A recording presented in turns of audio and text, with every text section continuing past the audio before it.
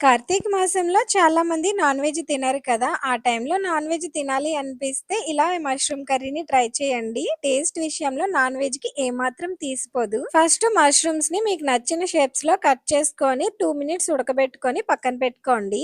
ఈ కర్రీ కోసం స్పెషల్‌గా మసాలా ప్రిపేర్ చేయాలి. దానికోసం జీలకర్ర, ధనియాలు, జీడిపప్పు, అల్లం, వెల్లుల్లి, పచ్చిమిర్చి, దాల్చిన చెక్క, మొగ్గ, కొత్తిమీరి, ఇంకా పుదీనా వేసుకొని లైట్‌గా ఫ్రై చేసుకోవాలి. మీకు నచ్చితే కనుక నువ్వులు కూడా వేసుకొని పేస్ట్ చేసుకొని పక్కన పెట్టుకోండి.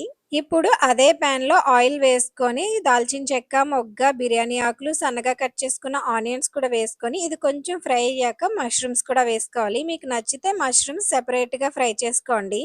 ఇవి కొంచెం ఫ్రై అయిన తర్వాత మనం ముందుగా ప్రిపేర్ చేసుకున్న పేస్ట్‌ని కూడా వేసుకోవాలి. ఇంకా దీంట్లోకి వాటర్, సాల్ట్ ఇంకా పసుపు కూడా వేసుకోవాలి. ఈ కర్రీలో మనం కారం వేయనవసరం లేదు. ఎందుకంటే స్టార్టింగ్‌లో మసాలాలో మనం పచ్చిమిర్చి ఎక్కువగానే వేస్తాం కాబట్టి అక్కడ వేసిన పచ్చిమిర్చి కారం సరిపోతుంది. కర్రీ నచ్చితే ట్రై